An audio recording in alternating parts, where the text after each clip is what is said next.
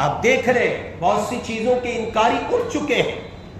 نماز کے منکر معاشرے میں پائے جاتے ہیں. وہ کہتے ہیں نماز بس حضور کے زمانے تک تھی.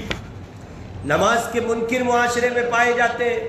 وہ کہتے ہیں صلاۃ کا جو لفظ قرآن مجید میں یا احادیث مبارکہ میں استعمال ہوا اس کے معنی دعا کے.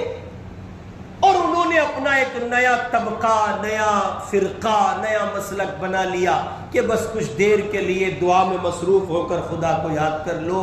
یہ نماز پڑھنے کی 5 وقت اور اس کے اہتمام کی ضرورت نہیں ہے. ویسے ہی حج کے منکر دنیا میں موجود ہیں. وہ کہتے ہیں اتنا صرفہ کرو، اتنا پیسہ لگاؤ، اتنا خرچ کرو.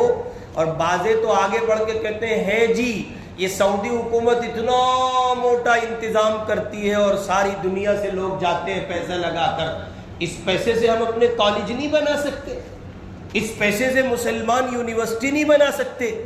مسلمانوں کو یونیورسٹی اور پیسہ کالج اور اسکول بنانے کے لیے یہی پیسہ مطلوب ہے. گٹکے چھوڑو، کھینی چھوڑو، پان کے پچکارے چھوڑو، حقے چھوڑو، سگریٹیں چھوڑو، بیئر چھوڑو، شراب چھوڑو. جہان بھر کا پیسہ حرام و منکرات پر لگاتے ہو. اس کو چھوڑو، اس سے بناؤ کالج، اس سے بناؤ یونیورسٹیاں، اس سے بناؤ اپنے عصری ادارے.